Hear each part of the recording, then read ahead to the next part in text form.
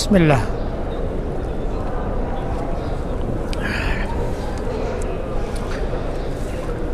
ئاوی زەمزەم سنەتە بۆ ئەو کەسەی کە دێتە حەج یاخود دێتە عومرە تێر لە ئاوی زەمزەم بخواتەوە و پاشان بە کەیفی خۆ دوعا بکە بە پشتیوانی خوای گەورە و بە ئیزنی خوای پەروەردگار دوعایەکان گیرا دەبن و کاریگەر دەبن.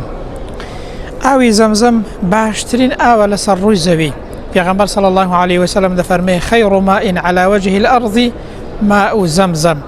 باشترینی ئاو چاکترینی ئاو لەسەر ڕووی زەوی بریتیە ئەو ئاوە کە ئاوی زەمزەمە فيه طعام من الطعم وشفاء من السقم.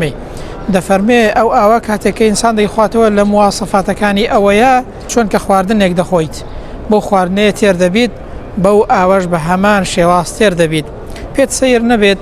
ئەو فەرمایشتی پێغەمبەری خوایە صلی الله عليه وسلم شتێکی تاقە کراوەیە بۆ هەر مەبەستێک بیخۆیەوە بە ئیزنی خوای پەروەردگار دەبێتە شیفا. وەکو پێغەمبەر دەفەرمێ صلی الله عليه وسلم ماء زەمزەم لما شرب له.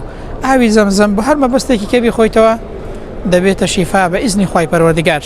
بەڵام بیرت نەچێت ئاوی زەمزەم وەکو سیلاحێک و شمشێرێک وایە بەدەست خاوەنەکەیەوە ئەو کەسەی کە بەدەستیەوەیە چەندە بەهێز بێت باشتر کاریگەر دەبێت ئەو شمشێر و سیلاحە جێی خۆی دەپێکێ و ئەو شمشێر و سیلاحە کاریگەری دەبێت ئەو ئاوەش خاوەنەکەی چەندە بە قووەت بێت چەندە ئیمانی بەهێز بێت چەندە پشتی بەخوای گەورە قایم بێ و متمانەی بەخوای گەورە هەبێت باشتر ئەو ئاوە کاریگەری دەبێت و دوعایەکە چاکتر قبول دەبێت.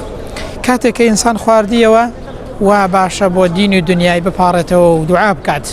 ابن عباس ئەو دوعای کردووە کاتێک ئەو ئاوەی خواردێتەوە اللهم إني أسألك علما نافعا ورزقا واسعا وشفاء من كل داء. يا ربي خوای پەروەردگار علم و زانست و زانیاریەکمان پێ بدەی کە سوودی هەبێت بیکەینە کردار دنیای پێڕووناکەینەوە و هەروەها ڕزق و ڕۆزیەکی زۆر و فراوانمان پێ بدەی و بیکەیە مایەی شیفاش بۆ هەموو نەخۆشیەک. اللهم آمین.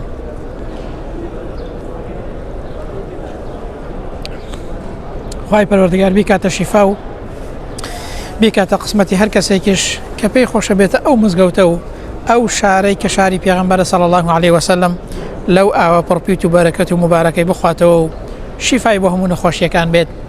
اللهم آمین.